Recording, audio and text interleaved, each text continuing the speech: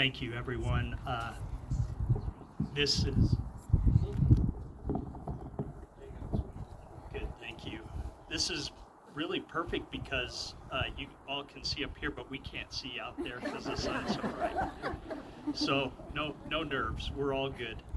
I do want to just tell you to take a few minutes to hug the ones you love and love the ones you hug. And remember that life is short.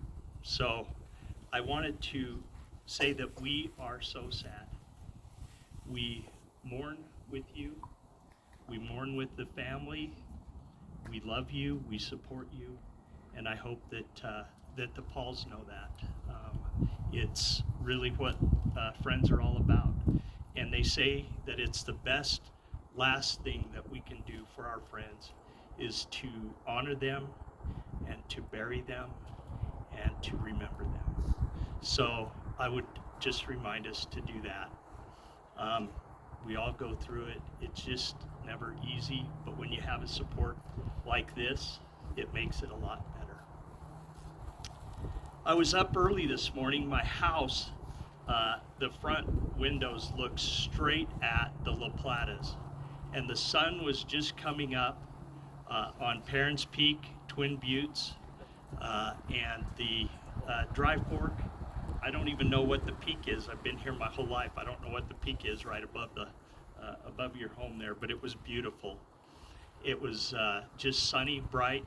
The sky was perfect, and I thought, what a good day for a service to honor and remember a good friend, Glenn. So we're blessed to have that. We're blessed to live here. It's almost like heaven.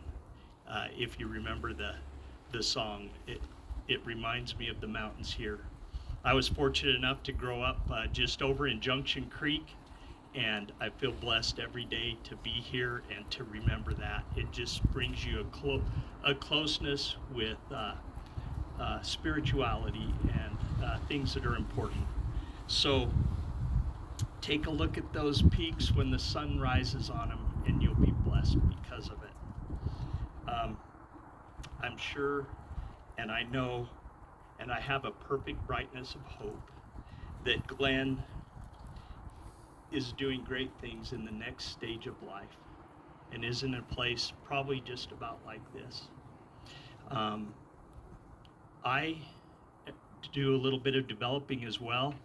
I thought maybe I should say Glenn is doing some developing on the other side, and then I thought, I don't know if I enjoy it that much. So my heart goes out to anybody that's a developer, but in some ways, Glenn was so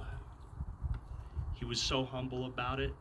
I would see him at times just going and doing his thing here in this great project here, and I thought, I think maybe secret he likes it a little bit. So it's almost part of an extension that you can expect.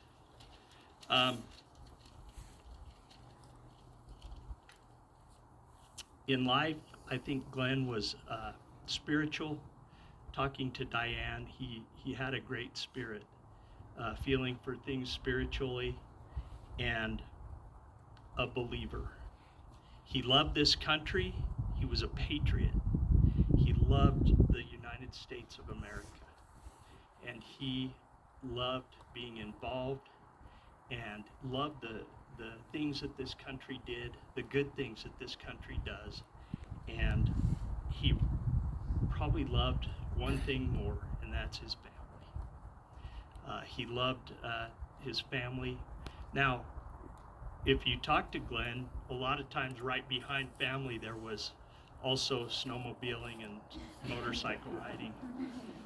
And I kind of saw Glenn, talk to him the first couple of times I got to know him, and he was like, to me, kind of like an enigma. I was like, hey, how's it going? I thought he might have worked at one of Sandia Labs or one of those places. And I thought, this guy is so smart. And then he'd get on motorcycles, and that's when I could tell he lit up.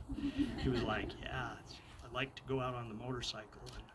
And I really, really loved that about him. Again, so humble, but he loved the small things, riding motorcycles, doing family things.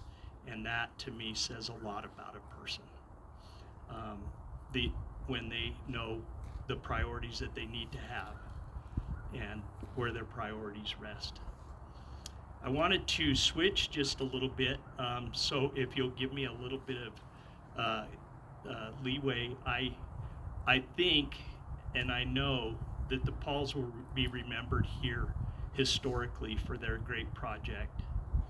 I don't know if all of you know, but just right up on top of this mountain behind us, there was a city at one time. And that was one of the largest towns in the state of Colorado at one time. A railroad went all the way up and picked up coal, and they also picked up coal for mines on this side. That's why the mine works are here. An all Navajo crew built the railroad tracks going up there. And if you ever have been on top of this mountain, there was quite a development there. The railroad history, the town history. I also don't know if you know, but in 1916, the first airplane came to Durango on the railroad. They shipped it in, and they wanted to test fly it. And that test flight, the best they could do was 3 flights, and then it ran into Smelter Mountain over there. So they gathered up the plane parts, they loaded it on the train, and they took it away. But what I'll say about train rides and plane rides is they're kind of like life. Some are long, some are short, some are bumpy, some are just as smooth as you can be. But some of the best rides can be bumpy at times.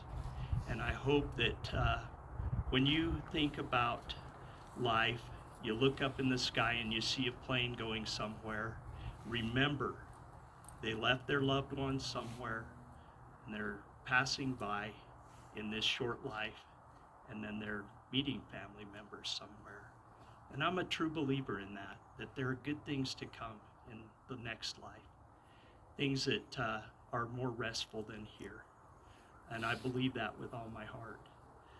So I would just say again that we, to the Pauls, we love you. We are sad with you. We mourn with you, and we love you. Thank you.